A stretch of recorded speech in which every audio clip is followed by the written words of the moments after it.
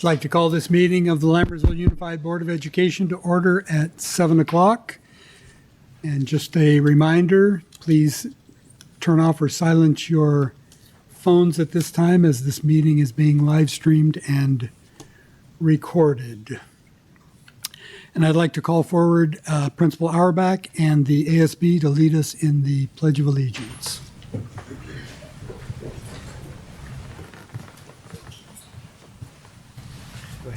Salute, pledge.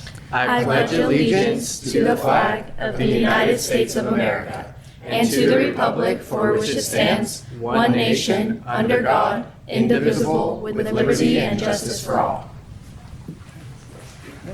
Okay. Right.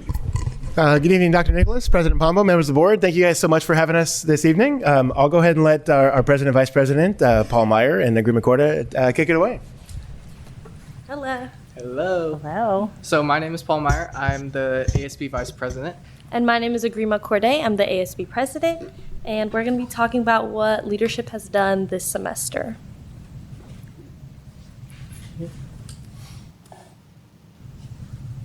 So far this semester, we started off with a new event, Mustang Roundup. This was a part of the new passion projects that me and Agrima implemented this year into leadership.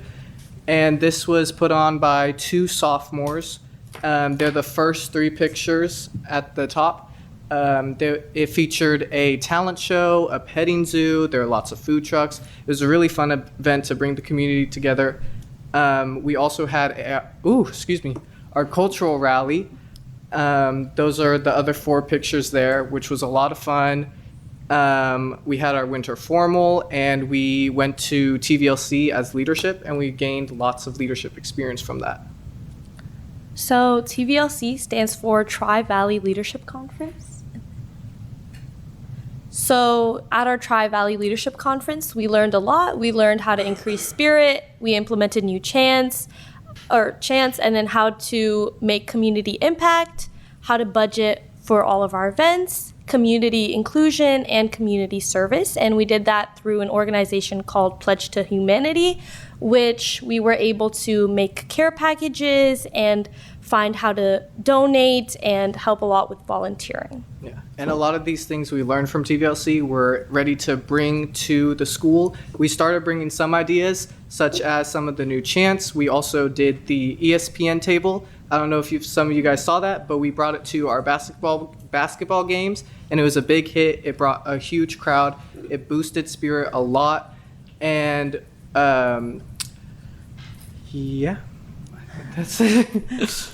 And then what's to come, we have our Blacklight Rally, which is Minions themed. So it's going to be a versus rally where our upperclassmen are the yellow Minions and our underclassmen are purple Minions. And the Blacklight Rally is one of our most hyped up rallies because it's all glow in the dark and students have a lot of fun at these rallies. And then we also have coming up is Powder Puff this year, so we're bringing that back, and it's juniors versus seniors where the girls play flag football and then the boys cheerlead. So we're going to be having practices 2 weeks ahead of the day, and then Powder Puff will be April 17th on Friday, and we hope to bring in a large crowd through that. We also have our night rally, which is called Mustang Cella, and it's a music festival themed rally, and it's held after school where students come, and it's just a rally where we have a lot of fun and music, and each leadership class, and it's also open to the general school as well. So each grade performs a little skit, a dance, and a song, so it's very fun. And then also April 18th, we have our car show and thrift store. So this has been going on for a couple of years, and it's a big community event that has brought in a lot of people from Mountain House and even Tracy as well. And so we're combining our car show with our thrift store, which is normally held by the class of 27, where they just donate a bunch of clothes, get a lot of clothes donated, and then they resell them as a thrift store, and they make a good amount of money through that as their fundraiser. And then lastly, we're having prom May 16th at the San Francisco Asian Art Museum. And prom is one of our biggest events with our juniors and seniors coming in, and it's just a great, fun night. Yeah. And then one event that we forgot to put on here is the Culture Night, which is actually happening tomorrow. So if anyone wants to come, it's very fun. It's going to be in the quad this year because last year it was a very big turnout. So there's going to be a lot more space where we feature a lot of the cultures at our schools, the different clubs, and there's going to be performances, food. It's going to be very fun. Very exciting. Yeah. Yes. And that's Go it. Mustangs. Yeah. Thank you so Okay, much. Thank you.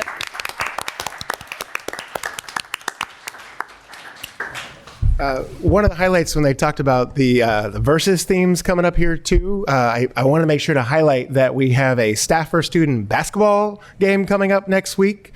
I don't want to brag too much about the staff's abilities at that game. I want to say I've been doing a little extra stretching in anticipation for the injuries that will follow into spring break for some of our staff members that we're looking forward to. Nonetheless, our staff members are preparing, and I hope our basketball players that are here tonight aren't coming out for that game. Nonetheless, we're hoping that we get a little bit of a handicap in preparation for that game. But that's next Thursday afternoon from 4:30 to 6:30. But we're looking forward to all the events coming up in the next week. With that, I'm going to bring up a couple of important folks here. If I could start with Coach Jose from our wrestling program. As I can bring up a wrestler of ours, Rochelle, who went to state this year. If you could just talk a little bit about her accomplishments. Right. Yeah, come, you stand right here. Show your bracket. So thank you for inviting us to be here tonight. This is Rachel Prasad. She's our 155-pound girl who has recently won the first ever Masters Championship for Mountain House High School.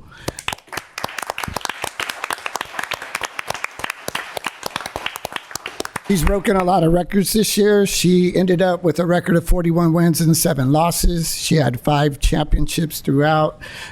She got the first ever pin at state. She finished the top 24 in her weight class for the state. Let's see, what else were the other first? She was the first regional champ. She was the league champ, regional champ, masters champ. And then, she got the first ever pin at the state meet in her first match. And she had a very successful season, and she's going to continue on at Menlo. And so we're very proud of her and her efforts.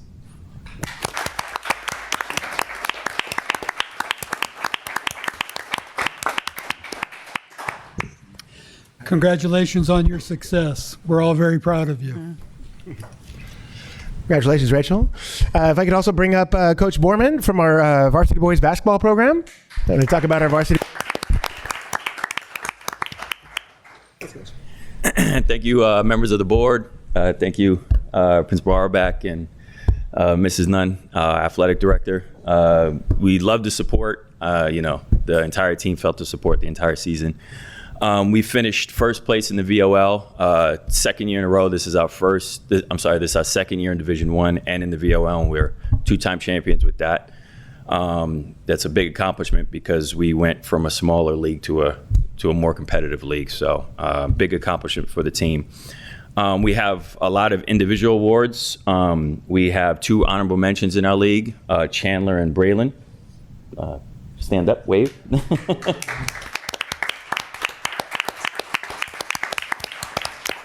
We have Luis, who is Defensive Player of the Year. Luis. We had Ryan Payton, who made second team. He got robbed because he was the best point guard in the league by far. He should have been first team. But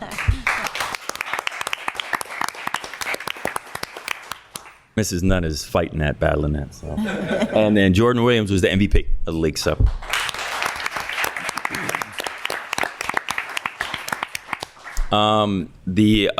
We have a couple guys that's going to be playing in college. April is the biggest time frame when kids start to commit and the colleges start offering. So you'll be hearing something from them soon. So, and then I would acknowledge the coaches real quick. The JV team also was VOL champions too as well, coached by Coach Bobby. And 2 of the handsomest, sharpest dressed assistants, Coach Chen and Coach Ed. And just want to end it on, we're big on character, all right? We teach character through basketball. Basketball is the second, but character's first. Leadership. discipline, being a wonderful teammate, being supportive, and things like that. So, and academics is key. These guys ran a lot of sprints if they're late to class, miss assignments, etc. The coaches always look at their report cards, and since school nowadays is so transparent with your grades, we're able to do that. So, and kids are absolutely amazing young men. So we want to be leaders and pillars in the community, and that's what the boys was able to accomplish. That's their biggest accomplishment. So once again, thank you, and league champions. Great job. The student athletes come up here to the board for a picture. We can have the student athletes, all of them, including our wrestling champion, come up and take a picture with the board real quick, please. You want us up here? Or You want us to stay? Well, I think he's 6'7", so. If we stay here, they might be able to see the top of our heads over there. Kids.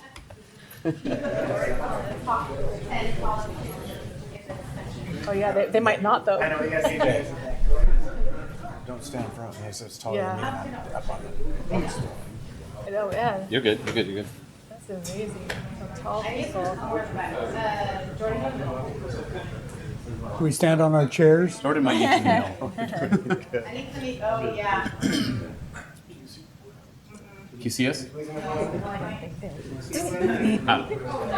the tall guys want to take a knee in the front? Ben. How about tall people in the front? Take a knee. Let's go. Come on. Oh, you're tall guys. Oh, you can people are back. Yeah. Where was my? One,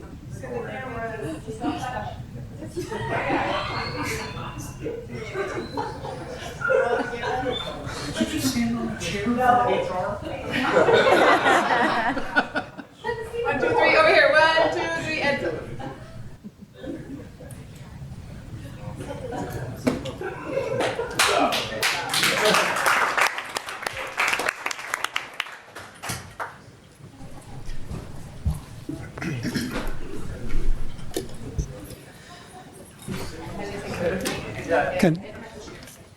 Congratulations again to all our student athletes. Thank you for coming out tonight. And if you'd like to stay for the board meeting, you're more than welcome to do that. If you'd like to leave at this time, I wish I could, but you're welcome to do that as well. Thank you for coming out. Thank you. Thank you, guys.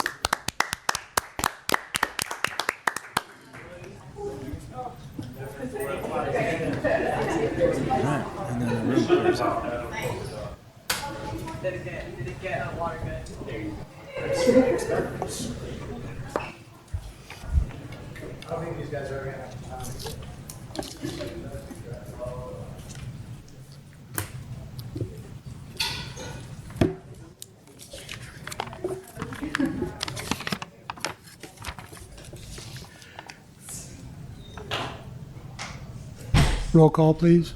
Lisa Boulay. Here. Benita Daniel. Here. Samik Modi. Here. Stephanie Olson. Here. David Pombo. Here. Donovan Rudish. Here.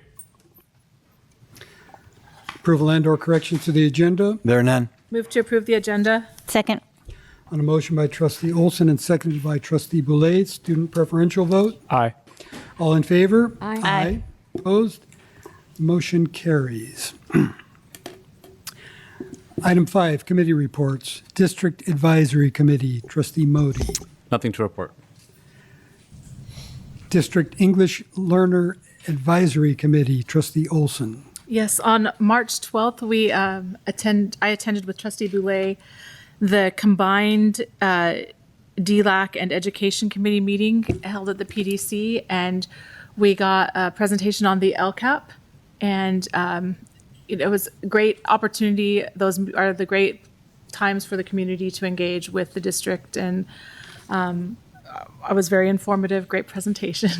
That concludes my report. And for the Education Committee, as neither board member was able to attend that combined meeting, we will defer to trustee Olson's report of that meeting. Moving on to item D, facilities, trustee Olson. Nothing to report. Thank you. Item E, policy committee, trustee Daniel. Nothing to report. Thank you. And F is the Safety Committee, and we have a Safety Committee meeting coming up on the 25th, I believe at 3:45 in the PDC. Item F, Wellness Committee, Trustee Boulay. The next Wellness Committee meeting is April 22nd at 3:45 in the Professional Development Center. Thank you. Moving on to item 6, Governing Board Reports. Student Board Member Donovan Rudish. Good evening, President Pombo, Lammersville trustees, and Dr. Nicholas. To start off with ASB and leadership updates, well, I guess I should just say thank you to Paul and Agrima. I think they pretty much summed up what was happening. But additionally, I'd also like to welcome one of our high school students, Catherine Arcega. She's interested in the position of district board representative for the future year, and so she's here to listen in on the fascinating world of board meetings. So by the end of this meeting, just like our amazing leadership students and basketball team, feel free to stay as long as you'd like. Happy to have you here. All right.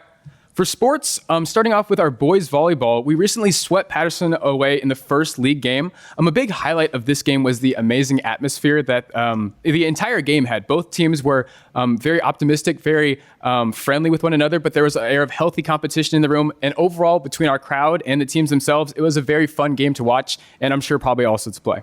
Looking strong in pole vaulting this year too. An additional thing to add on, last year we actually had no high jumpers. It was something that actually took away just because we didn't have a student to represent us, but now we officially have a high jumper, Corey King, and we have some more competition for Mountain House this year.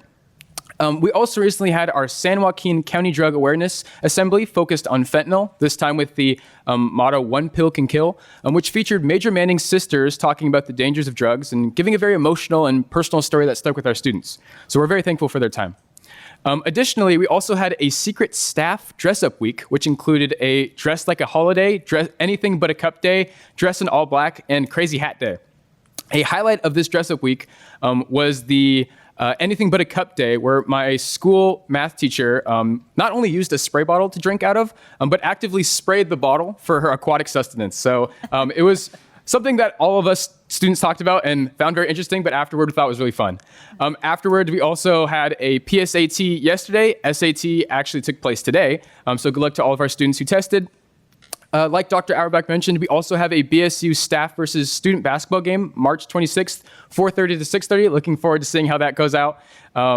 HOSA also recently made it to SLC, which is the state leadership competition. More information to follow on their performances, but very, very excited to see where they go with that. Our theater and drama students are also excited to announce the Chicago play April 17th. And as promo for that, similar to how we do with Homecoming, where we decorate the hallways to showcase our event, they'll also be decorating the hallways for their specific play. So really looking forward to seeing what they put up for us. Synergy also went to the USA Dance Nationals on March 13th to 15th in the Anaheim Convention Center. There they placed 7th in the nation with our POM routine learned from and networked with other dance teams. It was described as an overall really enjoyable bonding experience and a great reflection of the team's progress. From our different classes and our leadership, the car show is coming up on April 18th, 12 to 3 p.m. The thrift store will also be happening at the car show. I like agreement Paul mentioned. Mountain House High School's prom will take place May 16th. 2026 at the San Francisco Asian Art Museum. And juniors will also be selling concessions at Home Trap Meats. So if you ever find yourself there, feel free to stop by. We have a lot of cool snacks. Now for speech and debate. Our teams had they had several invitations, one at Berkeley this year, where one of our PF teams earned a silver bid for the Tournament of Champions, and another earned a team bid for the TOC. We are the 4th debate team in the history of our school to earn a bid for the Tournament of Champions, and this year was the year where we had the most number of teams earn a bid for that tournament. So very successful. We're really proud of our team. We also had state qualifiers, where 3 teams that qualified for states, 2 of them were Mountain House teams, and in the top 6, 5 were Mountain House in general. So you gotta love the energy that speech and debate brings. They're always on top of it. In addition, also getting to talk with our middle schools, I have a couple updates from First Bethany. Their boys, girls, and soccer teams are currently undefeated and playing really well, so shout out to them. Their hosted group is getting ready to head to state at the end of March and have 24 students who qualified. And in celebration of Pie Day, Bethany made sure every student received an oatmeal cream pie cookie and had the opportunity to participate in a Pie a Teacher fundraiser where they can pie a teacher at their lunch. They so far pre-sold $300 for that event, so highly successful. Castle students are also preparing for the state conference, where their ASB president, Chloe Aquino, was selected as a finalist to run for freshman director. They also have 6 presentations that 11 students are working on. and were selected to present at the Castle Conference for Meet the Pros. They are also deep in planning their Teacher Appreciation Week, where every student will have a custom decorated door that is tailored to who they are. Speaking as a previous Bethany student, the amount of time and effort that goes into making those individual door decorations is very extensive. So I'm really excited to share how that looks in the upcoming month. And then they also finally have their second to last Student of the Month assembly on Thursday, March 19th, where they'll be recognizing students who collaborate and cooperate exceptionally well. A couple updates from Cuesta. The Cuesta Science Olympiad team took second place at the regional competition. They will be advancing to state competition on April 4th at CSU East Bay. And then finally, from Hanson, they recently participated in their March Madness Penny Wars, decorations for their middle school spring dance, Life in Paris dance, and then they recently sold donuts and coffee. Some quick things to add onto some of these events. Their March Madness Penny Wars actually just started this week, so it's going to keep going for a couple more days. They've raised a good amount of donations so far, with a lot of pennies, if you remember, dollars, which take away, added to the total pot. The current stats right now, it looks like the highest scores for, I believe, 7th grade is 712 points. TK is 712 points, and 8th grade has negative 475 points. So that's that. Going along with that, their Life in Paris dance was also very successful. DJ Matt Disco helped make that a very successful event with his flashy lights, the students' decorations and posters, and the students also made their own. I got a photo of this. It's they built a cafe stand, and they sold a lot of snacks and themed meals during the dance. So just really cool, immersive environment for the whole dance that's really special. The students also, the board you might like to know, they danced to the 6-7 song. So it was very popular. And to top it off, they also had their multicultural night where they went over rehearsals, which are scheduled for April 7th. They'll be going over the Indian anthem, the U.S. anthem, cultural dances, and the entire event is put on by Isa, one of the leadership students at this meeting I was with. Final thing to end off with, they also are having their talent show coming up. Students will be going on stage, and they have teachers judging the event, so very excited for that. One final thing to add, their movie night, March 20th, is also coming up really soon. They'll be watching Rio, and it will be put on and helped with the PTA, so the adult leadership that helps with that. Overall, really cool things to hear from our middle schools, and a great report for the month. Thank you. Thank you, Student Trustee Rudish. Trustee Boulay. Whoa, out of order. You threw me off. Thank you. Well, the weather's been gorgeous the last couple of weeks, so I went out and saw a lot of sporting events around town. On March 6th, I went to a high school JV and varsity boys and girls swim meet. On March 10th, I went to a girls' soccer game, Bethany versus Cordis, and as student board member Rudish stated, Bethany is doing very well. Cordis did score also, so great sportsmanship and energy from both teams. On the 11th, I went to a high school boys varsity baseball game. On the 12th, I went to the Mountain House High School varsity, JV and varsity boys and girls track meet. And that track meets are long meets, so I didn't stay for the whole thing, but I did stay for over an hour. Saw a lot of hurdle races, individual running races from afar. I saw some discus throwing, and then I did see some of the pole vaulters practicing. So really impressed with the talent and speed that we have on our high school team. Later that evening, I attended the combined District English Learner Advisory Committee and Education Committee meeting that Trustee Olson reported on earlier. And on the 13th, I went to the CME Music Festival at the high school, which was really impressive. I stayed for a number of the performances, and a couple things that really resonated with me is Cordis Orchestra. Their middle school orchestra has 50 kids in that orchestra. So that's 50 kids playing together in unison, and it was very impressive. And I was also thinking ahead, these kids are going to be moving on to our high school, so they're getting a really strong foundation in music with these opportunities. The other thing that I was able to see is one of the judges during a break after one of the groups performed, the judge went up to work with the students and gave amazing feedback to the students, but not just to the students, but to the music teachers as well. And he really had a great rapport with the students. It was really fun to watch that. So I think that was I wasn't able to see the second day because I was at the County Science Olympiad competition, but that was a great opportunity for our music department. So thanks to all of you who make that happen. And then on the 14th, I went to the San Joaquin County Science Olympiad competition. All of our LAUSD students that participated in that competition, it was middle school and high school, every single team came home with a number of medals. Our schools were getting called up to the awards quite often. I'm not going to tell you who won, though. I'm going to keep you in suspense, and you'll hear about that later. And that's the end of my report. Thank you, Trustee Boulay. Trustee Olson. Thank you, President Pombo.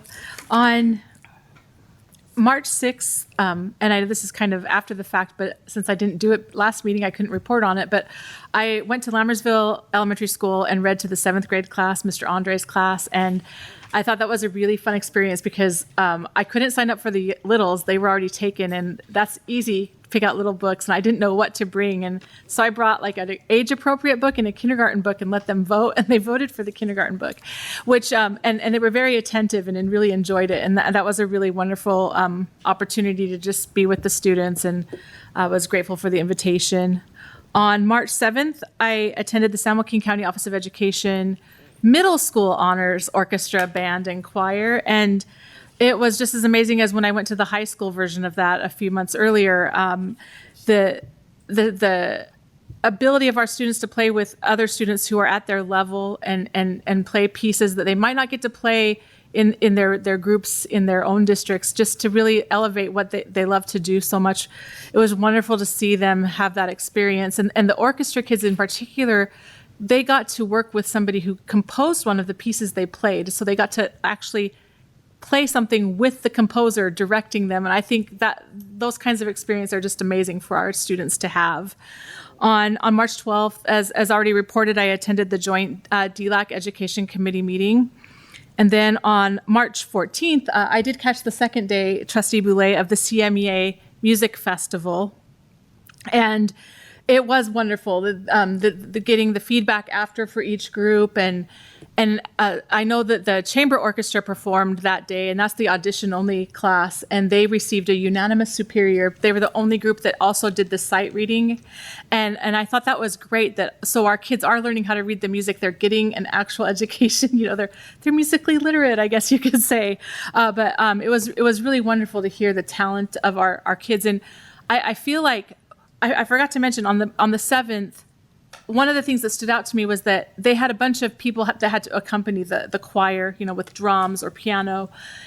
And at least 50% of the teachers up there accompanying the whole county were Lammersville teachers. And it was just really impressive to see the efforts they go in to help students, not just in our district. Now we're talking countywide. And so I was really proud to see that.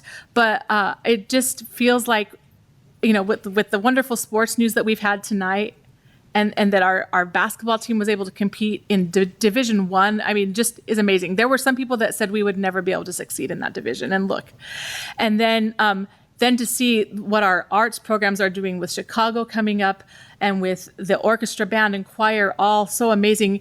I remarked on Saturday that it feels sort of like our high school is a FAME high school, for those of you that remember that TV show, without the cost of a private education that would come with a FAME high school. But just kudos to everybody that puts in the effort, and I'm grateful that we can implement these visions that we have for our students to give them those opportunities. And that concludes my report. Thank you, Trustee Olson. Trustee Daniel. Thank you, President. On March 13th, I visited Cuesta. I actually went there to meet the 4 principals of the day.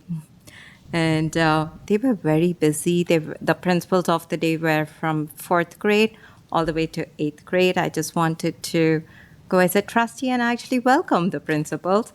And they were very busy with the principal duties. And they started the day with donuts, though. And so I got a chance to talk to the principals of the day. the 4 students, and all of them had something to say about. I asked them, what's your main responsibility as a principal? So one of the students said, I would like to keep suspending students. And so I had a follow-up question as to why suspending. So the main intent behind that was really thoughtful, because he said, I would like to keep the school safe. I don't want any bullies here. So all the 4 students, 3 of the principals were focused on keeping the school safe, and one of the principal was focused on keeping the school clean. So it was really nice to meet the principals of the day. On March 13th, I attended the CMEA festival, and I do second my fellow trustees' comments about the festival and our students' performances. I do want to also appreciate the organized effort. There was music all the way from 3 o'clock till 9 p.m., and then the next day from 8 till 11. And they went one after the other, and there was not much lag. The parents were able to come by and enjoy the music. So it was very well organized, and I appreciate all the students participating there. I did hear a couple of ratings back. I did hear that Hansen and Cordis got a superior rating, so I just want to congratulate everyone who performed on that day. There was also another thing that I noted, which was there was 2 schools combined, and this was a performance that they put together. In my mind, I was thinking, wow, that's a lot of coordination and communication among the 2 music teachers in order to have all the students together and practice and perform. So that was just amazing. So I also want to thank all the teachers for their expert teaching. Today at 6 p.m., I did visit Mountain House College Night, which happened in person for the first time after COVID. So it was really nice to look at the flyer, have a lot of varying topics that were addressed.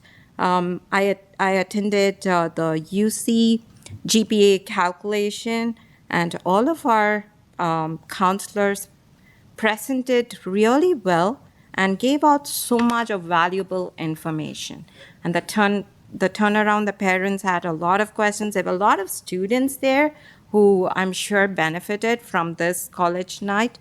So it was a very well done presentation by our counselors. So I'd like to give a great shout out to them. And there ends my report. Thank you. Thank you, Trustee Daniel. Trustee Modi. Thank you. I'm going to start off by, I haven't been able to attend a lot of events simply just because of busyness at work. So I want to thank the rest of my board for all the time that you guys do spend attending a lot of the events. I think it shows the presence that you're able to provide and also the support from the board. So I wanted to thank you, even though I'm recently not been able to attend as many as I would have liked. And I know we don't have a board meeting in a couple weeks because of spring break, so I wanted to wish everyone a peaceful, relaxing, and safe spring break for both our students and our staff. And that concludes my report. Thank you, Trustee Modi. And my report is going to be short. All of the things that my fellow board members mentioned that they had attended were all on my calendar the last couple of weeks, and I attended exactly 0 of them. This time of year is hard anyway, and with the weather being like it's been, it makes it extra hectic, and therefore I was unable to attend any of the things that I had planned to attend. How does that saying go? The best laid plans of mice and men. And that concludes my report. Receiving of public comments. Is there anyone who would like to make a public comment at this time? Seeing none, I will dispense with the reading and move on to item 8, consent items for consideration. Actions proposed for consent are consistent with the approved practices of the district and are deemed routine in nature. Trustees receive board agenda background information in advance of scheduled meetings and are prepared to vote with knowledge of the consent items. Those consent items are governing board meeting minutes from the March 4th meeting, contracts under $50,000, ratification of certificated and classified personnel actions, updated 2025-2026 fundraisers, ratification of 2025-2026 intra-district transfer requests, ratification of 2026-2027 inter-district transfer requests, ratification of budget revisions and warrants list for February 2026, ratification of school-sponsored overnight trips, and acceptance of a donation in the amount of $18,695.13 from Cordis PTA to upgrade and improve the Cordis Elementary NPR sound system with 5-drop microphones. Quite a nice donation from the Cordis PTA.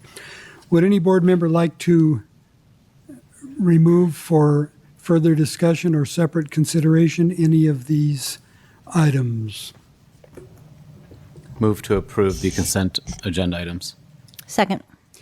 On a motion by trustee Modi and seconded by trustee Boulay, student preferential vote. Aye. All in favor? Aye. Aye. Opposed? Motion carries with 5 ayes. And would you like to do the honors? I would love to, President Pombo. We'd like to welcome the following people to the Lammersville family. Divya Aaron, noon duty supervisor. Patience Arbios, food service worker. Alyssa Baker, ELOP instructional aide. Alejandra Emerson, noon duty supervisor. And Sarah Rashad, noon duty supervisor. And we'd like to welcome the following athletic coaches and extra duty stipends for the current school year. Andrew Anderson, junior varsity softball assistant coach. Gary Mohammed, junior varsity track and field assistant coach. Gustavo Vargas, 6th through 8th grade boys soccer coach. And Taylor Yuki, junior varsity baseball assistant coach. Welcome to the Lammersville family. Welcome.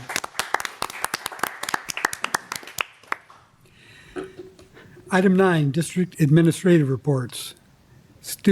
Superintendent's report. Yes, thank you, Mr. President. So we had kind of a teaser earlier here in the board reports regarding performance by our school district at the weekend's county science Olympiad performance. Now, this is really important because not only did we perform very well, but I'm going to point out what I believe should be an honorary sportsmanship award also at the end of what I say. So out of a total of 50 teams, split up 30 amongst the middle schools and 20 amongst the high schools, the following Lammersville Unified School District schools placed at the middle school level amongst 30 teams. In 5th place, Cordis Elementary School in its first, I believe, effort. No, I'm sorry. Oh, I screwed up. I will fix this. Let me make sure that I get this correct. I'll go to nobody in 4th. I have Cordis down twice, so I'll get that correct. Cuesta 3rd, Cuesta 2nd, and Wickland 1st. And I will now correct the record.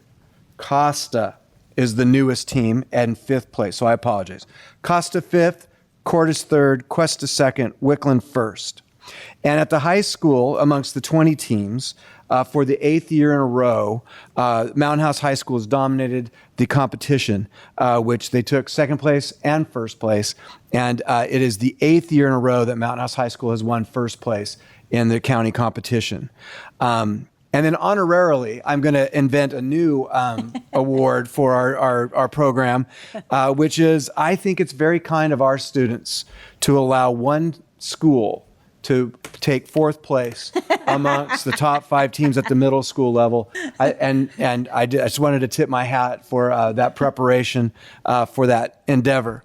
So with that said, I apologize I wrote that down incorrectly, but congratulations to all. I know there's a lot of hard work that goes in there. And then secondly, we're going to have Assistant Superintendent, oh, yes, sir.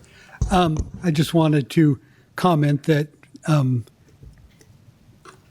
former trustee Colin Clements, who was here earlier, told a story about being at a Science Olympiad event where one district won everything, and this was many years ago, and he thought one day that will be our district, and that day has come.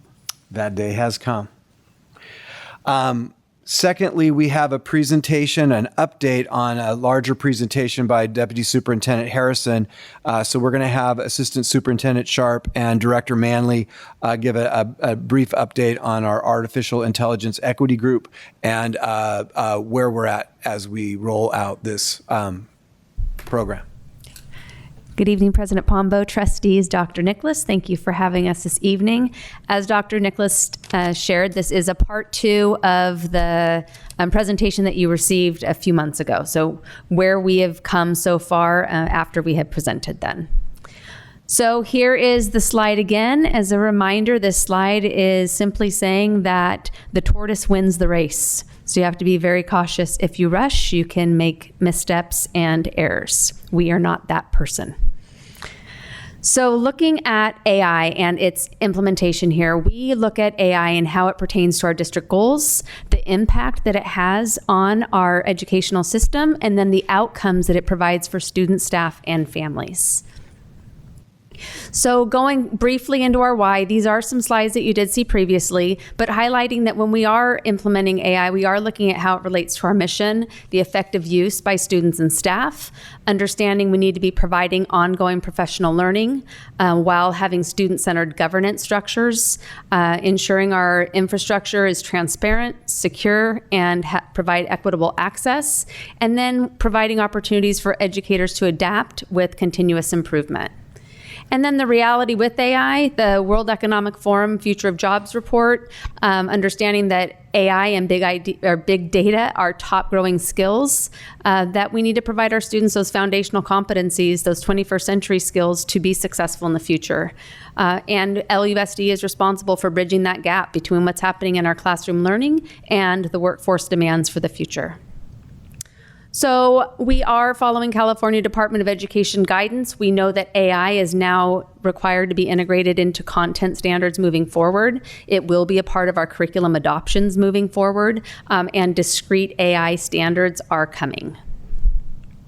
So the why behind our work is really about supporting our teachers and what's happening in the classrooms. So we know AI provides opportunity to save teachers time. That approach is that AI is to act as a digital assistant so that it can enhance the education of our students and teachers can focus on the learning and relationships with the students. So we did start this journey by sending out surveys to teachers to see what kind of support they needed. We went through this 4 phases that we talked about a couple of months ago, and now we are in phase 4, which is the follow-up training for teachers and administrators. So in January, we had teacher leaders who presented on Notebook LM for all site administrators. And in February, the principals delivered that same presentation to all school site staff. We are repeating that cycle in March, actually Monday. Teacher leaders will present on Google Gems to site administrators. And then in April, principals will take that same presentation and deliver that information to school site staff. This is going to be a model that we continue where teacher leaders are preparing and delivering presentations. They'll be able to highlight those practical applications and classroom connections, really know how it's affecting the classroom, deliver those trainings to principals who then can take it to the rest of the staff. So for students, our next steps here, this is also something we discussed previously. We are currently building, I say we, the teacher leaders, are building Canvas modules for students. So there's 7 teachers who are designing these Canvas-based student modules that students will get at the beginning of the school year. Parents and guardians will receive communication prior to that occurring. The modules are going to be taught during advisory, homeroom, or support time during the first week of school. And this is required learning that students must take part in before they are able to use Gemini in the school day. The modules are going to focus on responsibility, ethics, and effective integration of AI. And it's going to focus on appropriate use, academic integrity, and skill building rather than the replacement of student thinking. This is for all students in grades 7 through 12 as they will receive Gemini licenses beginning in fall of 2026.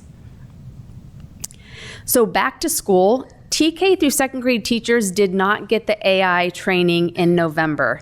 So they are receiving the AI training in summer that all of the 3rd through 12th grade teachers had received. 3rd through 6th grade teachers will continue developing skills in AI prompting and integration to enhance their instruction. 7th through 12th grade teachers will continue developing meaningful AI use into their classroom and supporting students with responsible AI use. 7th through 12th grade students will engage with those Canvas-based AI modules and building skills in responsible and effective AI use. Every school site at the beginning of the school year will have an AI Q&A parent workshop that will be led by the site principals. And then for classified staff, they are continuing to investigate and learn about AI and how it can help enhance their workday as well. So we currently have 3 separate AI committees that are led and organized by a district steering committee that involve, the steering committee has district staff as well as site leadership. The certificated staff breaks out into those working groups that I talked about, and I'll share a little bit more about what they do specifically. We have a classified group and then the AI equity group that Director Manley will discuss in a few moments. So looking at our certificated staff, they are currently preparing August PDs. They also were the ones who created the November professional development as well. They are training our administrators on the sites who are training their own staff, and then they are building the student-facing modules. Our classified staff is a differentiated group that is continuing to explore AI. They're looking at what it is, how to use it, and how to maximize efficiency. And they're identifying district systems that can utilize GEMS or other AI tools to work smarter. And with that, I'm going to turn it over to Director Manley. Good evening. In education, we love to give everything in acronyms. So our AI equity group, we endearingly call EGG. And so you see our egg with the AI coming out. One of the things I'm really proud about with our district is anytime we roll anything out, we really seek out parent and student voice and make sure that there's going to be equity in anything we roll out. And so that's what this group is really focusing on, is getting that perspective and feedback from our students and parents in terms of our AI rollout. And so we had our first meeting, and at the table we have teachers on our AI equity group. We have administrators representing K-8 and a high school administrator. And we have 6 parents representing school sites and then 5 students. And so each school site has representation on our AI equity group, including parents who have students on IEP or in special education as well. So we really had a diverse group for our first meeting. And it is amazing to hear our students speak about AI. And so as we started talking about it, we approached it as we want to hear the perspective and make sure that as we roll this out, we're paying attention to that equity in terms of access, opportunity, and then the knowledge, not just for our students, but also our families. And that was one of the things that came up in our first conversation, is just sometimes that engagement gap or knowledge gap for parents in terms of their students are so far advanced. And as we heard our students talk about it at our first meeting, and student board member Udish is there, they're very far ahead in terms of what they're doing with AI. But it was really great to hear them talk about it, because they talked about it in a way of a lot of concern about plagiarism or cheating use of AI, but our students put that to ease really quickly in terms of they use it as a tool, whether it be to get more information, to get feedback, to help with social situations, and they're really using it in strategic, smart ways. And it was absolutely amazing. There's a quote there from one of our 7th grade students on our AI equity group that said, AI can pick up your strengths and weaknesses. It can guide your way better than just directly giving you the answers. It'll know where you're struggling And it was just amazing to hear that. We had students talk about how they use it to solve some peer relation issues, just give them advice on how they should approach it. It was absolutely amazing. And one of the main concerns that came up again was the academic integrity, and that's what came up in our teachers survey that first time go around. And one of the parents put it really well. They referenced back to when they were in school and we had Encyclopedia Britannica, and you could copy everything down and turn that in still, right? And there's still plagiarism, but teachers taught them how to cite that. We talked about when the internet came out, that people could go and copy and paste from the internet, but then teachers taught students that you don't copy and paste, you have to think and use that as a resource. And so the dad shared that students can learn to use the tool correctly, and we can teach that and have them be ahead. And I think that's where the focus needs to be, and that's exactly what we're focusing on, is teaching our students and our staff how to use AI as a tool and a support. And so our group reviewed parent surveys and got feedback from the parents and students on the surveys that are going out to staff, classified, certificated, our parents and our students. And we looked at just overall feelings on AI, and we did a little word cloud with it. And so it was nice to see that the words that are bigger, the helpful and exciting, those are words that occurred more than one time. And so it's good to see that our parents, our students, and our staff are seeing it as a helpful and exciting tool. There's some, I think there's frightening in there, and that's some of that unknown in terms of where it's going to go. But they see it as a resource. Some people see it as misunderstood. It's endless. So it was a really good conversation that we had with our parents. And so our next step is we're going to be looking at the Canvas shells that the teacher leads are putting together. And we'll get input from our parents and students in terms of what they see in that, making sure that they have the voice and give us their perspective. So when we roll that out, it goes really well as well.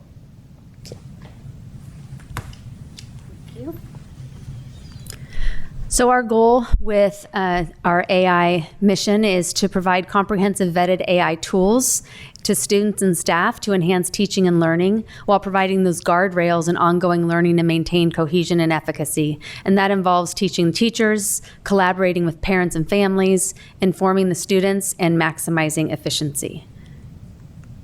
So I'll end again that the tortoise wins the race. This rush tech can end in errors. And with that, we are taking our time to follow our passion with ensuring our goals are met, that being aware of the impact that AI will have and the outcomes for students, staff, and families. And with that, the tortoise does win the race because we are prudent and steady. And that's my last slide. Any questions? Thank you for the presentation. Obviously, I personally love hearing about what we're doing in our district and for our staff and our students to take advantage of technology that's out there. So what was great is I wrote down a couple questions, and then the presentation answered them as we got further along, so that was a positive. I do have a question. On the steering committee, on the equity group, can you describe the process for the parents and students that participate on it and how they were chosen? And I'm assuming that it does not include only parents of IEP students. I know that was meant. It just adds a diversity dimension, I'm presuming. I'm going to let Director Manley answer that. Yes, we reached out to sites for feedback on students or parents who had either shown interest or might be someone that would be a really good participant in that. And no, it doesn't just have students with IEPs. It has a diverse group of our general education population. We do have some special education population. We have different, just the diversity from the campuses as well. Okay, great. On your word map, or I think there's probably a better word for that, one of the words on there was skeptical. And I think that's important. So I just wanted to probe a little bit. Is that a parent who is skeptical of the technology's use in, and it might not even be a parent, so I apologize. I guess where I'm going is, it would be helpful, I think, as a diverse viewpoint to, I don't know how many we have, to find someone who's skeptical of the use of the technology in the classroom. Right? There might be a parent that says, you know what, we should teach them the way we did growing up, and they're not going to be equipped for the real world. They're never going to know how to use a map because they're using their, things like that. So do we have some of those viewpoints on the? Yeah, we have some parents that are, one parent specifically talked about that really device-wise, they don't really have their kids using devices yet. And I think the skeptical in the terms of the conversation, a lot of it was skeptical of the impact. Like A lot of the conversation we had that night was people keep talking about it's going to replace jobs. And one of the parents did a really good job articulating that he doesn't see it that way because there's always going to be the human element. So that he was skeptical in terms of the impact it's really going to have. It's going to be more of a tool is what we end up falling back to. Okay, great. The other question I had is, this is great, and I think this and maybe this is another presentation at a different point, but I think it addresses the staff, I'll call it the teachers side of it, and then it addresses the students side of it. The third dimension for me is, within the district itself, how we're leveraging it within our practices. That would be helpful to understand at some point. And then the last ask I'd love to make, and this is probably more relevant for Director Yohannan, is AI coding has gotten so easy to do, Cloud Code, and there, anyone can listen to any of these podcasts.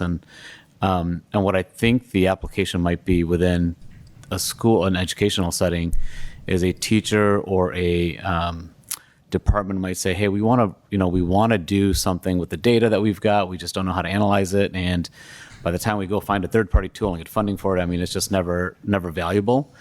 But the ability now for people to build something themselves or within the confines of their own organization is ridiculously faster than it has ever been.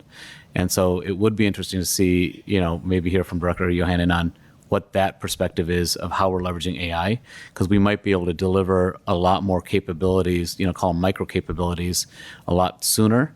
And it might meet that threshold of effort a lot easier than, hey, let's wait until the entire school is ready to go do this because the expense is so high. So that'd be the other dimension that I would be interested in hearing about in the future. But thank you very much. I think the work that you guys are doing is great. The one last thing I'll add is on the tortoise versus hare, is the tech is moving so fast that tortoise might have to take detours, or pivot quickly. Because Gemini was great, and now Claude is killing everyone, right? And so it moves so fast that I think our framework has to be very adaptive as that technology evolves. But thanks again for all the work you've done. Yeah, so I want to make sure I capture each. So you talked about the district and what we're doing within our own systems, and then you talked about how we can use AI to quickly get some information where we may not have been able to get that information as quickly before, and then the pivoting. So the classified staff, this committee is actually led by Director Yohannan, and it does do exactly what you're asking for. So they are moving through what AI will do to support our district system. So when we're talking about classified staff specifically, this isn't classified staff within classrooms. These are our office supervisors at the school sites. This is our district staff here in Human Resources and Business Services. So those are, when I'm talking about this slide, that is exactly what this is talking about. They are in the early phases. They're having a training in April, their first training. They will have a follow-up training day in June as well. The details of those aren't solidified, but there will be more to come on that. Getting the data and finding ways to interpret and read it is happening already. So principals are already doing that. Associate Principal Shum from the high school sent a report to us that he generated. Other principals are able to throw information in there. You have to be careful because student names, we're not putting that in there, but it can give trends and quick data graphs that principals wouldn't be able to have previously done as quickly. You'd sit in Excel and put everything in, but that's already coming. We're already experiencing that. As far as the pivot for the turtle, I will say the idea with this is that because we're prudent, we can pivot. If you go too fast, you've messed up too soon and you can't fix it, right? Because you've already made too many steps and you can't backstep. So I would say how we are handling it, we absolutely can pivot. However, the systems we're putting in place that we can lather, rinse, repeat along the way are set very strongly so that we can quickly adapt. Great, thank you. I would like to start about the presentation, especially the last slide. I really enjoyed the update from the previous presentation. I'm actually looking forward to how the update is going to be and what the tortoise is going to do with the next one. So I'll wait for it. But it was amazing. So I do have a couple of questions that The first one would be the working group. So I saw a slide which had classified, yes. So what does the working group mean? Can you please explain? Yes, so that is, the working group is what we are calling the certificated staff team that is putting together all of the professional learning and all of the student modules. Call it a working group because it shifts, right? What is our need now? And then the group decides, oh, we will take on this task. 2 teachers led the principals through the Notebook LM in January. 3 different teachers are leading principals on Monday, and it's a diverse group. So we have a PE teacher, a 3rd grade teacher, and who is the other? High school math. So everybody is committed to helping the staff move forward. It's not just a certain, type of teacher. It is across the board. Thank you. I also did understand from the presentation that there's going to be 7 modules or a few modules in Canvas that is going to be put together. And then is that going to be before, like August, like by August? I didn't see the timeline, so I'm just trying to understand. Yes, students will have to complete those modules the first week of school before they can access Gemini. So those are the modules that ensure safe AI usage for the students. Great, thank you. So the next question I have is for Director Manley. It's actually kind of the same question, but it's a follow-up to what Trustee Modi was asking. The audience for the who's in the table, right? So you mentioned 5 students, if I'm correct. Correct. And is that who's in the table, like the table group? Was that for each school, or was it just one? So we have a parent or student from each school. Some have 2. Just kind of how it worked out. But yeah, so there's either a parent or student representative from each school, and we broke it up almost 50-50. We have 6 parents and 5 students, and the students' ages are 7th grade, 8th grade, and then high school. Okay, great, thank you. Yep, that's all. Thank you so much. Further questions or comments by the board? Student trustee, do you have any questions from the student's perspective? I guess I do have a quick question. For the Canvas modules, I'm not sure if you covered more of this, but what specifically are the students going to have to complete before they use the Gemini? So I know it's kind of like an introduction, but do we have specifics yet about what they'll be like focused on? That was honestly the main question. I will bring that to the next one when we have them completed, because we'll know exactly what's within each module. We do have set plans for the specific modules, but I can bring that forward for the next one. I was going to say, I believe it was okay. mentioned that it's going to go to that equity group to get feedback. Okay. You'll see it before we do. Yes, you will. Thank you very much. Thank you. Very informative presentation. Item B, district enrollment report. Yes, the district enrollment is presently 8,223 students. We currently have 73 Pombo students at the K-8 level and 13 at the high school level, and that is our district enrollment. Thank you. Item C, district maintenance and operations. Good evening. So we have spring break coming up. We have deep cleaning planned for all areas over that week. Currently, there are no issues with the pool. The heater and everything's working fine. The weather is getting warm this week and next week. AC issues are popping up at a few sites. They are being worked through at the moment. And then all the irrigation has been turned on in the district as well for the grass. Currently with civic permits, there are no issues, and we do have one opening in operations, but we just completed interviews earlier today and should be offering next week. Thank you. Questions or comments by the board?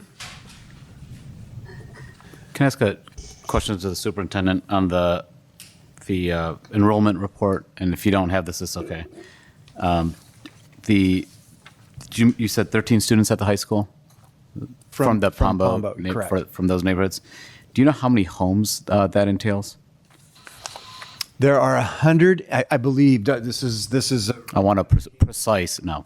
I think it's 143 homes have been purchased and people are living in them. And I think there are 250 plus that have been built and are waiting to be purchased and or are in the process of being built. Those are ballparks, though. Okay, thank you. Moving on to item 10, action items. Item A, consider approval of Measure L General Obligation Bonds Financial and Performance Audit Report ending June 30th, 2025. Staff report? Yes, though the title is not exciting, this is an exciting moment for the school district. This is the last and final formal act of the board on Measure L, the 2016 General Obligation Bond. That was $56 million. And so just a quick trip down memory lane. The district made the choice to push a GO bond. There was a significant portion of the high school that was not completed. And the generosity of this community, with a 62% approval rate, voted to raise their individual tax, which at present is approximately $206 per year or $17 per month, that each community member puts towards fulfilling the bond. And so what did the bond purchase? So the big items, which today we would not be able to build. So we built these in 2018, 2019, but just to get a sense of how costs have escalated, I believe Hanson was built for $41 million and Palumbo is $61 million. And so whatever these things cost at the time, we would not have been able to pull off this with that amount of money. So we were fortunate to beat the extreme price escalations. But the theater, the Learning Commons library, the CTE wing, the tennis courts, and the aquatic center were big projects paid for in the initial expenditures of the bond monies. We also added maker spaces to all K-8 sites. There was some construction in support of the building of Hanson. There was a district warehouse built. The high school portables were brought in to support the 7-period day. Parking lot expansion at Wickland. The professional development center are part of that. And then small projects that don't seem important, but they are really important. So the kitchen at Lammersville, our oldest school, fencing and gates at Lammersville, security camera upgrades, a viewing window in the high school gym, theater curtains, and projects such as that. So I could say with confidence that the board's leadership directed staff to build appropriate projects and effectively use the taxpayer money that's gone into funding the $56 million bond. I will also say that this particular action item is the final audit with 0 findings, and there were 0 findings throughout the project. So a 10-year bond, all the money is spent. This is the final audit to say that the team did good. Congratulations to the business department. And we have 2 board members who sat on the Citizens Bond Oversight Committee, Trustee Modi and Trustee Olson. I believe that was it, right? Yeah. And so it was a good opportunity for a committee to it was. The role of the committee was to say that the district was spending the money on what it said it was going to, but it was an opportunity for people to participate. And then finally, the only other thing I will add is at some future date, if a very expensive set of projects are needed for the high school, I would predict that a decision might have to be made down the road that an additional GO bond may have to be considered based on the cost of big facilities. I'm not saying that's imminent. I'm not saying that's a have to. I just wanted to put that on the record. So with that, Mr. President. I would just like to say that I think the district stewardship of the Measure L funds was exemplary, and I think it will be a good thing that we'll be able to point out should we ever feel the need to go out for another GO bond, that yes, we passed a bond, yes, we spent the money, but we got a lot of bang for our buck, And I think we did, as a district, did a really good job with all of the above. President Pombo, I agree. I told Trustee Modi that when I read this action item, I thought of him, and I thought of our time. And when the first committee came about, we were small enough that Dr. Nicholas actually led the committee, so we got to sit in those meetings with him. And then as we got bigger, we got to do that with Assistant Superintendent Grijalva, which was also like amazing. So it was a wonderful experience. And like you said, I mean, $56 million, even though it's a lot of money, like when you're thinking as a school district and building stuff right now, it doesn't sound like very much. Like what can we really get with $56 million? So to hear that list again, it's just really amazing. I agree with you, President Pombo, that the district did a really good job wisely spending those funds. And the community has a lot of wonderful things for their students because of the bond that they supported. And, I'm just really grateful that I got the opportunity to kind of see it all the way through and be on the committee at one point. There was a lot of great facilities for not only the students, but for the community. Yeah, fair point, yes. I do want to say, I think you'll probably have the details better than I will, but I believe also part of using those funds also enabled us to take advantage of some state matching funds. And so it wasn't that all of those things only cost 56. I think there was other dollars that we were taking advantage of. And I think something that I remember vividly that I think speaks to the stewardship of our funds and our strategy is I think there was some delay with the tennis courts at some point.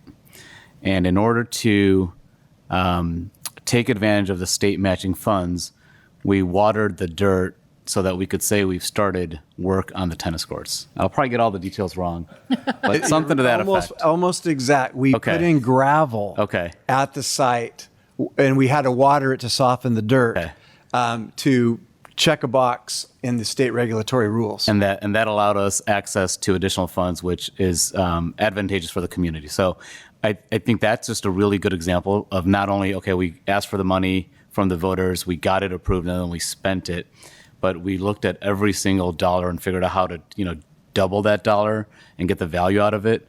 And that's not necessary, right? That's not something that the law says you have to do. But I think that's the type of staff and leadership that we have at the district that thinks about those things and says, how do we get the most out of this? And not just, quote unquote, fleece the taxpayer because we've got funds now. So I personally appreciate that. I think that $206 is worth more than the $206 that I probably paid each year. If you look at the list of the facilities that are built, I mean, just the pool, the theater, CTE, and Learning Commons just at the high school. And I know there's more at the high school, but just those four things are huge. Right, those are big. The other thing that I wanted to point out is some of the, even at the K through 8 schools, I believe some of our technology retrofits that were done for some of the older schools also came out of this bond money. So if everyone remembers the overhead projector, sheets and things like that, to replace those with digitized versions came out of the same bond money. So that money was well spent, upgraded technology throughout our entire district, not just at the high school. I think the staff and everyone just did a really, really good job. So thank you for that. And as was mentioned, it was my first foray into some type of civic service and being, part of putting some time towards the district. So. And I just have to mention that I forgot one of the most important things that was built with that money was the little snack shack at the football stadium, where many groups have been able to fundraise based on those snack shacks and the extra bathrooms that are closer to get to. So it's just a really great measure. And with that, I'll move to approve of Measure L General Obligation Bonds Financial and Performance Audit Report ending June 30th, 2025. Second. On a motion by Trustee Olson and seconded by Trustee Modi, student preferential vote? Aye. All in favor? Aye. Opposed? Motion carries with 5 ayes. Item B, consider approval of second interim financial report for the 2025-2026 school year. Staff report? Yes, this is the second time this year that we bring this forward. What it basically says is the district can pay its bills this year and the 2 out years. We want to thank Assistant Superintendent Grijalva, Director Kaiser, and their team for their great work in keeping our fiscal house sound. Move to approve second interim financial report for the 2025-26 school year. Second. On a motion by Trustee Boulay and seconded by Trustee Daniel, are there any questions or comments by the board? Just going along with the previous conversation about how great stewards of the money, I'm just grateful for the work that the district does to remain in a positive certification and the priority that that is, because that is so critical to maintaining stability for our students. Thank you. And with that, student preferential vote? Aye. All in favor? Aye. Opposed? Motion carries with 5 ayes. Item C, consider approval of a contract with AMS.net MGT Impact Solutions for single wire paging implementation at Altamont Elementary School, not to exceed $70,000. Staff report? Yes, the PA system at the at the Altamont Elementary School has reached its end of life, and so this approval of this will allow us to replace it. Questions or comments by the board? Is this type of system that's at Altamont unique to Altamont, or should we expect other older schools also to have something similar come? And the answer is going to be generally yes. The specifics of the PA system, I don't believe we have do we have a uniform PA system? Yeah. So it was built in 24 or opened in 2014. I can tell you that. So yeah, so it's a one-off. So it's outside of our normal. Okay. So the answer is this is a one-off. Thank you. But more than likely, we can expect similar things to happen. Things will get old and die. Move to approve the contract with AMS.net/MGT Impact Solutions for singleware paging implementation at Altamont Elementary School, not to exceed $70,000. Second. On a motion by Trustee Boulay and seconded by Trustee Modi, student preferential vote? Aye. All in favor? Aye. Opposed? Motion carries with 5 ayes. Item D, consider approval of a contract with KYA Services to replace the flooring in the Cuesta Preschool building. Total cost $79,642.33. Staff report? Yes, when carpet has reached its end of life, it's an eyesore and very dirty. So we need to replace the Cuesta Preschool building's carpet, and the approval will allow us to do so. Questions or comments by the board? Move to approve the contract with KYA Services to replace the flooring in the Cuesta Preschool building. Total cost $79,642.33. Second. On a motion by Trustee Daniel and seconded by Trustee Olson, student preferential vote? Aye. All in favor? Aye. Opposed? Motion carries with 5 ayes. Item E, consider approval of a contract with Action Asphalt and Concrete for the installation of a new sidewalk in the Cuesta Preschool play area. Total cost $26,538.43. Staff report?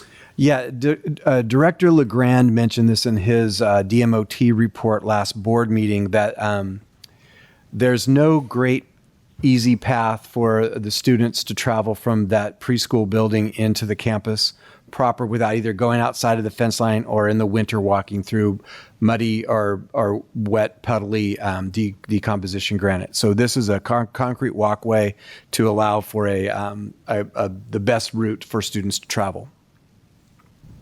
Questions or comments by the board? Move to approve of a contract with Action Asphalt and Concrete for the installation of a new sidewalk in the Cuesta Preschool play area. Total cost $26,538.43. Second. On a motion by Trustee Olson and seconded by Trustee Boulay, student preferential vote? Aye. All in favor? Aye. Opposed? Motion carries with 5 ayes. Item F, consider approval of facilities lease agreement amendment and site lease for Mountain House High School South Fields and Field House general construction contract with Roeblen Contracting, Inc., $3,052,372, pending DSA approval. Staff report? Yes. So this is also at the conclusion of a long and drawn out experience for the school district. Long ago, the district was contacted by the master developer, the previous master developer to the one that exists today. We were well aware that when the decision to go from a moderate-sized high school program in the Mountain House Master Plan to a singular central-based large high school, they didn't add any additional acreage. So the original land for the moderate-sized high school was 45.5 acres, and for the large high school that we're building upon today, we also have 45.5 acres. So we have been in a space concern for a long time. The quid pro quo, for lack of a better term, was if neighborhood I can flip from age restricted to market rate housing, produce another K-8 school, that land that was identified for housing would be eventually dedicated to the district for its use. And so negotiation began, and we asked for it to go through the land sale process instead of just straightforward dedication. Straightforward dedication limits the amount of state construction funds. The land sale allows us to expand the amount of state construction fund, which is half the appraised value of the property. My recollection is that property appraised for $18 million. So that means by going through this arduous process to get agreement, we increase the amount of state funds by $9 million in today's dollars. And so the purchase sale agreement that goes with the land sale was begun with the second master developer of Mountain House Experience. And then right as we finished that negotiation, they sold to the present master developer, and the negotiations began again. And so I believe my college freshman was an 8th grader when I started this endeavor. We are proud to say that he has not graduated yet from college, but it has been a lengthy thing. I do want to thank them for finally coming through with the agreement.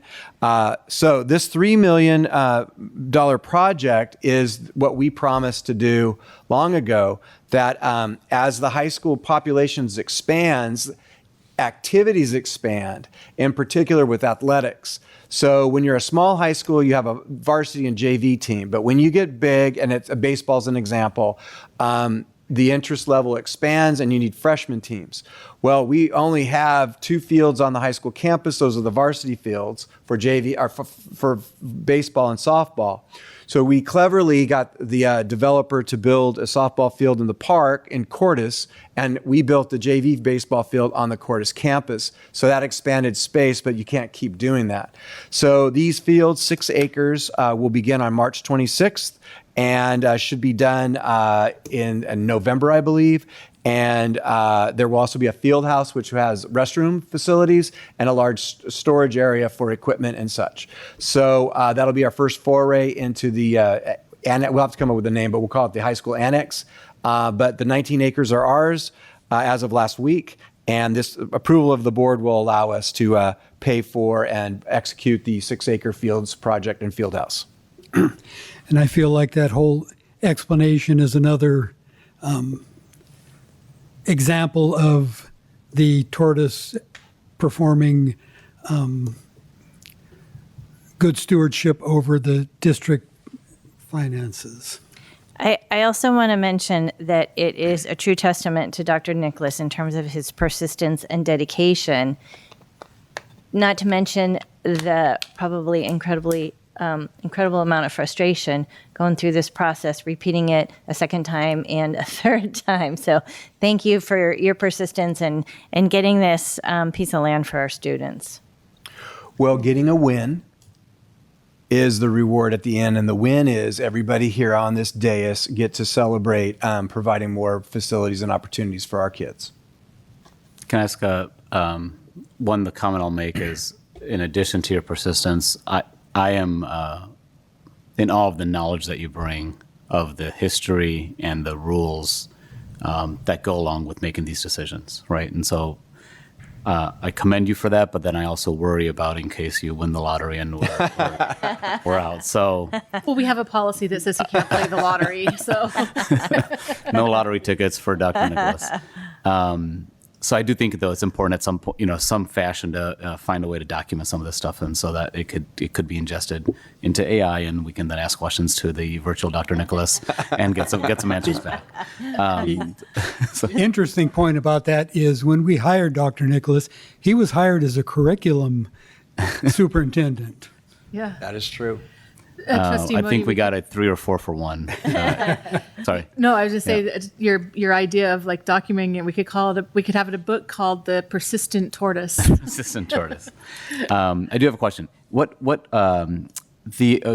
If you could just walk me through it says lease agreement, and so can you explain why it's called a lease agreement and what it means that we're paying a monthly lease to a construction company? So there's multiple ways to legally form a contract with a contractor or builder. We have historically used the lease back, mostly because it allows us to stretch out when we have to pay the money because the money's always coming in late. And so what happens is we sign a contract. We're doing that with the Pombo project right now, where we pay a specific amount of money every month of the total nut that we owe. And then once we hit a particular threshold, then the amount dramatically drops to like $130,000 a month. And for a year, we pay a lease, which for us has just allowed us to work out all of the complicated details, in particular the late state matching funds, developer fee negotiations. And so that's worked best for us, and we've been using it for a long time. Okay, got it. And for people that aren't familiar with school finance, it's similar to a lease to own on a house or what have you. We're paying a little bit as we go. Okay. And then the last question I had is there a map or plans of the what we're building, or is that yet to come? It says fields and a field house. Like, are there designs? I asked for a rendering, and unfortunately, it didn't come in. Okay. So the field house in right outside of right field on the varsity baseball field, or actually the two mentioned earlier at the football field. Basically, it's that.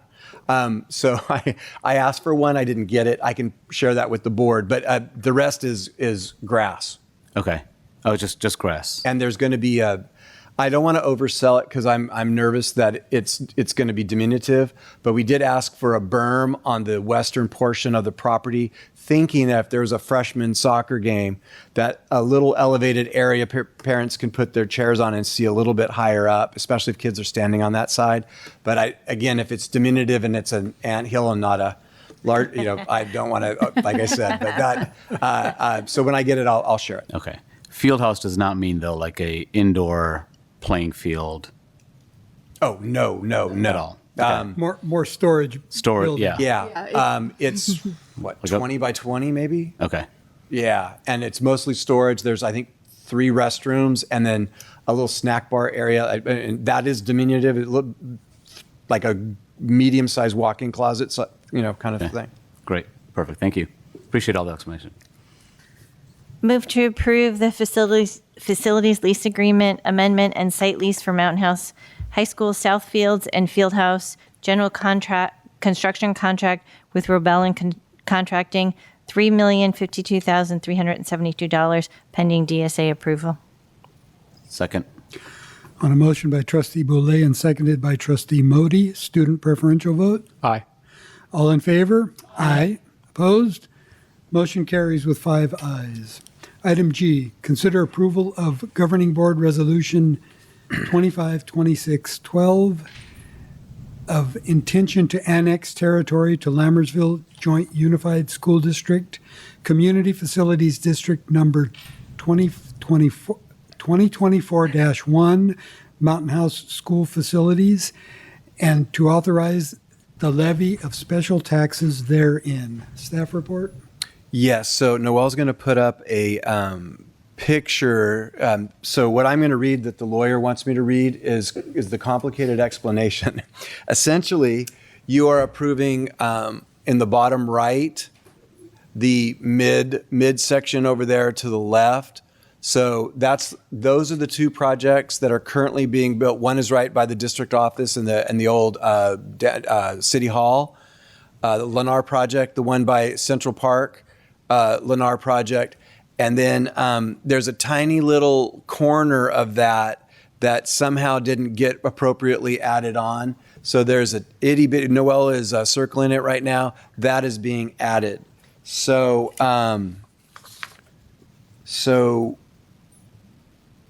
the G is the little corner that Noelle circled, and then H is going to be the two bigger lots. So now I'm going to read what I was asked to read. So, for the purpose of financing a new elementary school and other facilities serving neighborhoods I, J, K, and L, the Governing Board previously established Community Facilities District 2024-1, and in other facilities it could include district support facilities. This item relates to the proposed annexation of 249 future Village F development lots into the CFD. The lots will be developed by Lennar with 249 single-family residents. Most of the annexing lots are in the future annexation area for the CFD, which means the annexation can be accomplished in a streamlined process in which, 1, the property owner executes a unanimous approval agreeing to the annexation, and 2, the Governing Board adopts the resolution confirming annexation. The Governing Board will address the streamlined annexation of most of Lennar's Village F parcels from the future annexation area in the next agenda item. However, one of Lennar's Village F parcels was not included in the CFD's future annexation area. As a result, that parcel cannot annex into the CFD using the streamlined process. For that parcel, the Governing Board will tonight consider adopting a resolution of intention to annex the parcel, and then on May 6th, the Governing Board will hold a public hearing on the annexation and conduct an election of the owner of the annexing property. Recommendation is that staff approve this very, very complicated step to get that little tiny corner into the CFD. Questions or comments by the board? You may not be able to answer this, and so I'm just thinking out loud, but I can't imagine how we missed a teeny tiny little corner of us. The good news is it wasn't us. It was somebody in the chain of all this stuff. So somebody didn't fill out something right. Mm-hmm. I'm guessing it probably had something to do with lot lines or lot descriptions or something that was miscalculated. And I believe those two properties were previously approved for some other purpose and were flipped to do housing. So that would probably be where the error happened. Okay. What's the, I think in what you read, it referenced I, J, K, and L to some extent.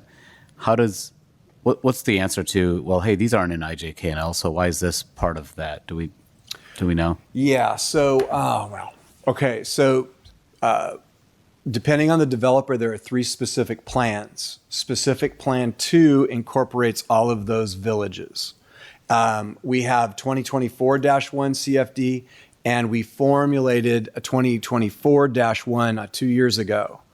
The short answer for the district's purposes is all of these houses are going to pay an additional $400 in the fees that they put forward for Mello-Roos than the bonds, which garners more funding for the district to apply towards district construction projects related to the K-8 school and or district support facilities. So by putting these into 2024-1, which also includes those neighborhoods, we're able to get more money. Okay. Thank you. Move to approve the Governing Board Resolution 25-26-12 of intention to annex territory to Lammersville Joint Unified School District Community Facilities District Number 2024-1, Mountain House School Facilities, and to authorize the levy of special taxes therein. Second. On a motion by Trustee Boulay and seconded by Trustee Modi, student preferential vote. Aye. Roll call vote, please. Lisa Boulay. Aye. Benita Daniel. Aye. Samik Modi. Aye. Stephanie Olson. Aye. David Pombo. Aye. Motion passes with 5 ayes. Moving on to item H, consider approval of Governing Board Resolution 252613, determining that property is annexed to Lammersville Joint Unified School District Community Facilities District Number 2024-1, Mountain House School Facilities, directing recordation of a notice of the annexation and a map of the annexation, and approving a related deposit and reimbursement agreement. And I believe you already gave the staff report. Is that Unfortunately, I have another thing to read. correct? Okay, as explained in my report for the previous item, this item relates to the annexation of Lennar's Village F lots that are in the CFD's future annexation area, which means the parcel can annex into the CFD if, one, the property owner executes a unanimous approval agreeing to the annexation, and the governing board adopts a resolution confirming annexation. The property owner, who is Lennar's land bank, has submitted the executed unanimous approval. Staff recommends that the governing board adopt the proposed resolution confirming the annexation of Lennar's Village F parcels to CFD 2024-1. The resolution confirms the annexation and directs recordation of a boundary map and a notice of special tax lien in the real property records. Lennar has paid the school district's cost of annexing Lennar's Village F parcels pursuant to a deposit and reimbursement agreement. The district may use proceeds of the CFD bonds to reimburse Lennar for its deposit. Questions or comments by the board? Move to approve of Governing Board Resolution number 25-26-13, determining that property is annexed to Lammersville Joint Unified School District Community Facilities District number 2024-1, Mountain House School Facilities, directing recordation of a notice of the annexation and a map of the annexation, and approving a related deposit and reimbursement agreement. Second. Ooh, tie. You can have it. On a motion by Trustee Olson and seconded by Trustee Daniel, student preferential vote? Aye. Roll call vote, please. Lisa Boulay. Aye. Vanita Daniel. Aye. Samik Modi. Aye. Stephanie Olson. Aye. David Pombo. Aye. Resolution passes on 5 ayes and no nays. Item I, consider approval of Governing Board Resolution 2526-14, supplementing Resolution number 24-25-16 as supplemented, authorizing the issuance and sale of special tax bonds for the purpose of financing authorized facilities and related documents and actions, Lammersville Joint Unified School District Community Facilities District number 2024-1, Mountain House School Facilities. Staff report. Before I read this long thing, this gives permission to sell the bonds. And this would be a second Melrose bond transaction. The first one garnered approximately $37 million. This one will garner the district approximately $24 million, which will pay for the total construction of Pombo Elementary School. But there's more. For the purpose of financing a new elementary school and other facilities serving neighborhoods I, J, K, and L, the governing board previously established Community Facilities District 2024-1. The CFD is authorized to issue $250 million of bonds, and the district previously issued bonds for the CFD in 2025. Additional bonds can be issued because of the annexations into the CFD and ongoing development. Approximately 3,421 residential units are planned for the CFD. Only 142 units are currently owned by individual homeowners. Active developers in the CFD include the master developer, Mountain House Developers, and a handful of merchant builders, Century Communities, Worker Capital, Richmond American, Taylor Morrison, Lennar, and New Home Company. Staff recommends the governing board adopt the proposed resolution for the following purpose. Approve issuance of bonds for the principal amount not to exceed $25 million. Approve the sale of the bonds to the underwriter, Stiefel Nichols. Approve the document related to the bonds, and authorize staff to take all actions to execute the transaction.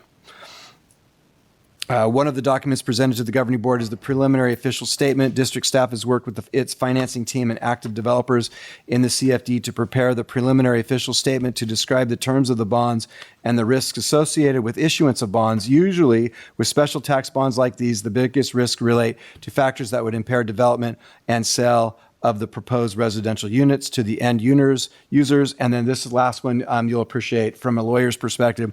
I want to remind you that the distribution of the preliminary official statement is subject to federal security laws. These laws require a preliminary official statement to include all facts that would be material to an investor in the bonds. The staff report includes more details about federal security laws. So staff recommends the board approve the following item. Questions or comments by the board? I'll entertain a motion. Move to approve Governing Board Resolution 25-26-14, supplementing Resolution Number 24-25-16 as supplemented, authorizing the issuance and sale of special tax bonds for the purpose of financing authorized facilities and related documents and actions, Lammersville Joint Unified School District Community Facilities District Number 2024-1, Mountain House School Facilities. Second. On a motion by trustee Boulay and seconded by trustee Modi, student preferential vote. Aye. Roll call vote, please. Lisa Boulay. Aye. Vanita Daniel. Aye. Samik Modi. Aye. Stephanie Olson. Aye. David Pombo. Aye. The resolution passes with 5 ayes and no nays. Item J, consider approval of a contract with A-Plus Inspection Services for DSA required inspections for Mountain House High School sports fields and field house project. Staff report? Yes, a state regulation requires that a inspector from DSA provides oversight on a district construction project. We have one at Pombo and all of our other projects. This would allow us to provide that person, and they're kind of an intermediary between the architect and construction oversight and the contractor to ensure state regulations are met. Questions or comments by the board? Move to approve the contract with A-Plus Inspection Services for DSA required inspections for Mountain House High School sports fields and field house project. Second. On a motion by trustee Daniel and seconded by trustee Olson, student preferential vote. Aye. All in favor? Aye. Opposed? Motion carries with 5 ayes. Item 11, information and discussion items, school-sponsored field trips. Staff report? Yes, at the previous board meeting, the board directed staff to explain a structured process and the system in which trips are approved and related to all different types of academic and extracurricular pursuits. So Assistant Superintendent Grijalva will present that information.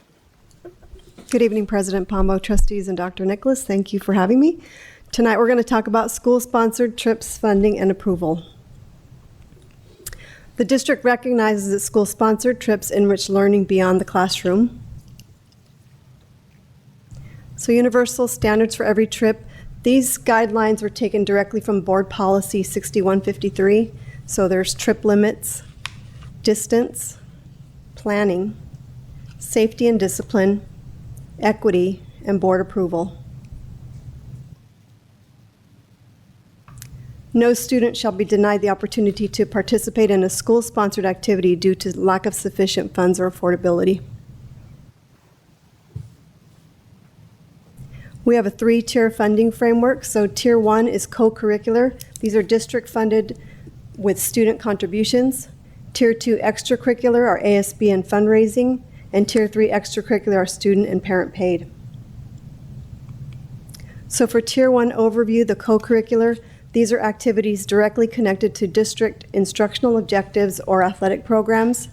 And for funding, the amounts not collected from students are paid through district-defined funds. An example of those are General Fund and CTIG, that's the Career Technical Education Incentive Grant. For athletics, the district has specific budgets assigned to cover registration fees, uniforms, and travel expenses. and students pay for individual items or equipment or accessories they intend to keep and cannot be reused, for example, baseball caps. And competition funding such as DECA, Skills USA, and HOSA, the students contribute up to 50% of the cost for state and national level competitions. And for those state and nationals, the funding is reserved for students who have qualified and are competing in the event. Now, we originally started funding at 100%, but due to growth and more students qualifying, we began increasing it to 20 and to 40, and we'll cap it at 50%. Tier 2 extracurricular, these are social, athletic, or club activities designed to supplement the student experience. These are funded through the ASB accounts and generated through gate fees and collective student fundraising efforts. Tier 3 extracurricular, these are optional trips where the primary financial responsibility rests directly with the participating individuals, and those are direct payments from students and parents. Again, it's important to note that even on Tier 3 trips, no student is denied the opportunity to participate due to lack of sufficient funds or affordability. In summary, this is a matrix of our trip tiers. And there we see the tiers, the categories, the purpose, the primary funding source. And finally, the workflow. Step 1, the coach or advisor submits the request to ASB, and ASB approves it. Then it goes to the principal for a review and approval. The documentation is then sent with cost estimates to the administrative services for approval. Board of Trustees approve all overnight, out-of-state, and out-of-country trips. And then the purchase order is created with a separate approval workflow on its own. And then when necessary, the Fiscal Services Director approves budget revisions to cover the cost of those trips. And finally, purchasing will make the travel arrangements such as transportation, lodging, and registration, and adjust those estimates to the actual costs. Any questions? You mentioned international trips. Have we had any international trips? Since I've been here, no. But that's just in case. It could happen. I was just curious because I didn't recall any international trips. Further questions by the board? Can you go to the slide that had the 50%?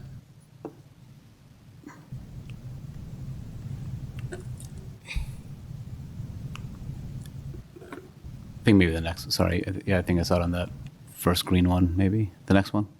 Yeah.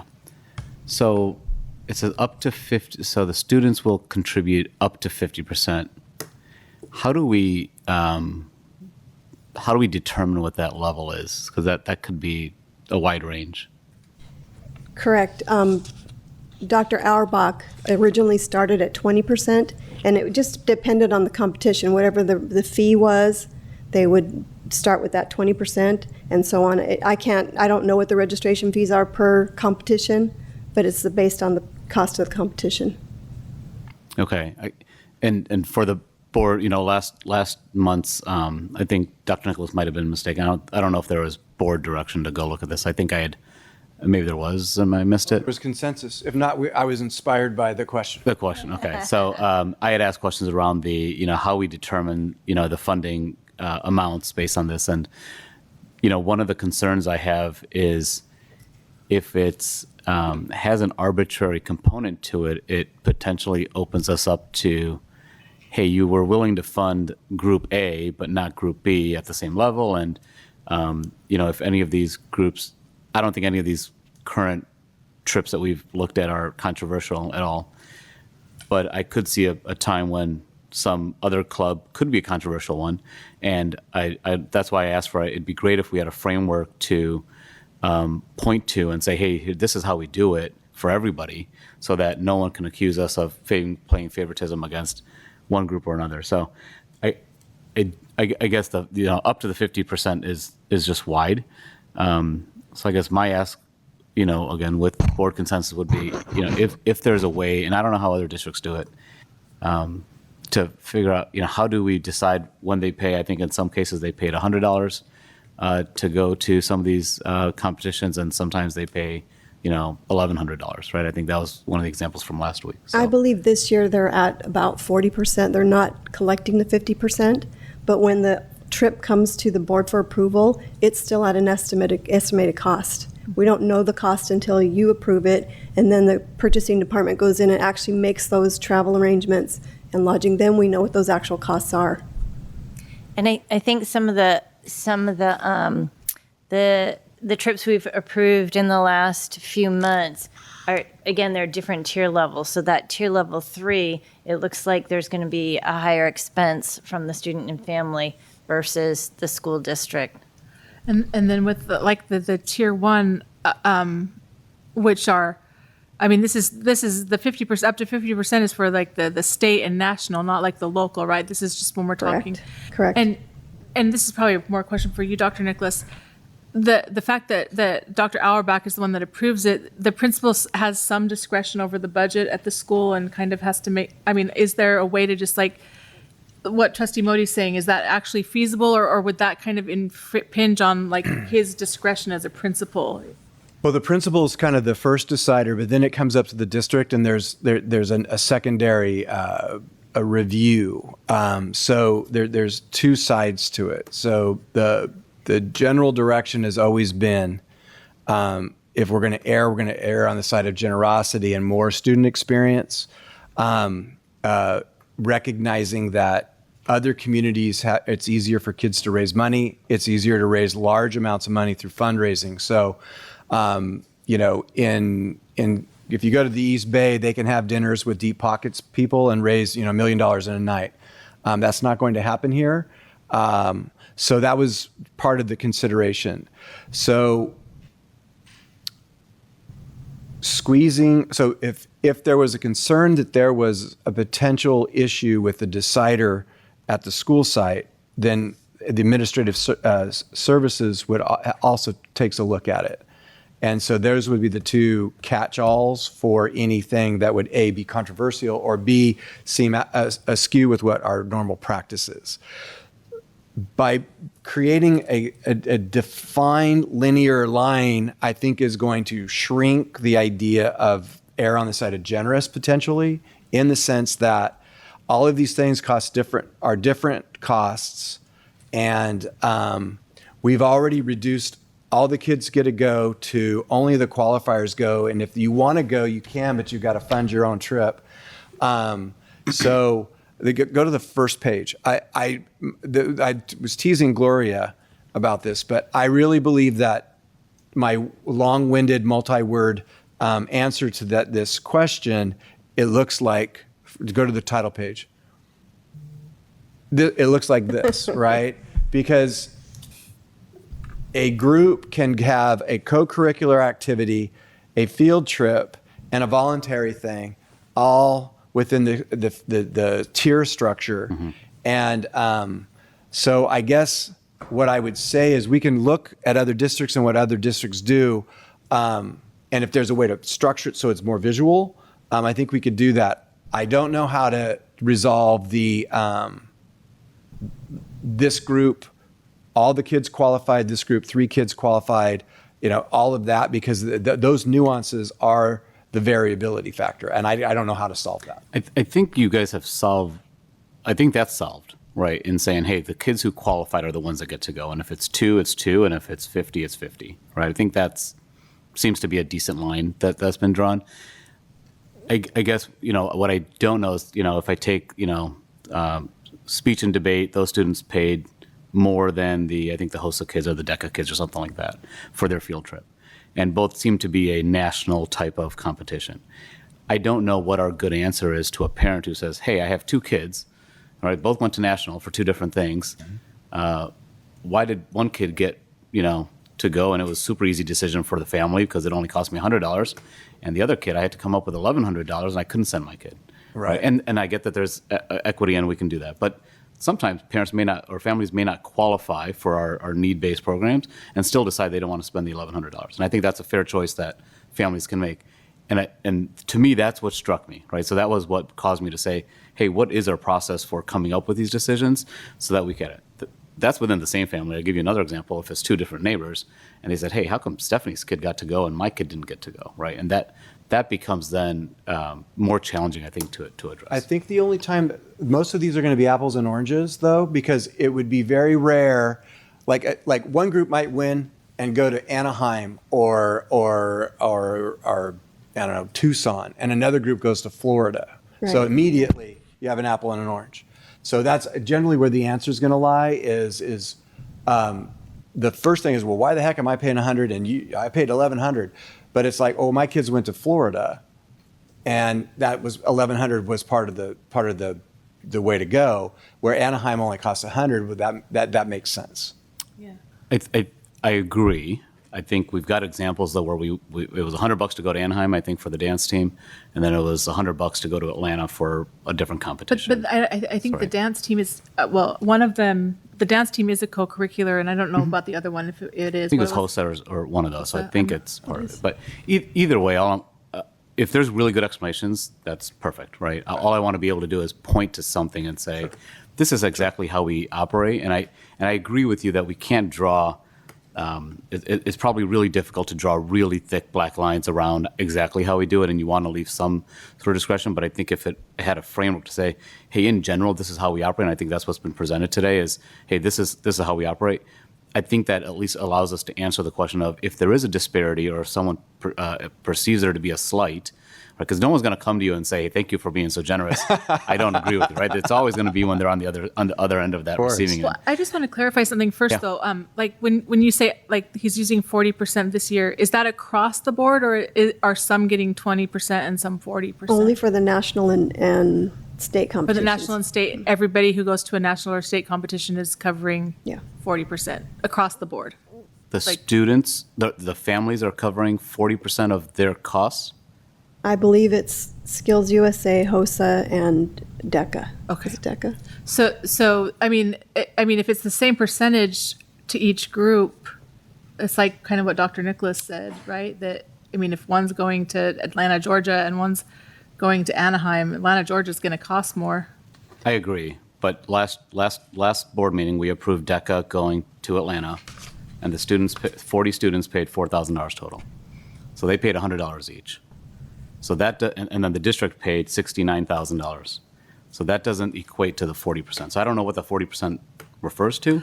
Maybe some clarification on that could be helpful. Yeah, well, and also, I mean, I think there was something in there about limits of like they get so many trips a year, and I don't know if that applies at all. I'm just that's a wondering out loud because if like let's say the dance team has already gone to a summer camp, like a USA summer camp, and they did another travel to a competition, then this would be like their third trip.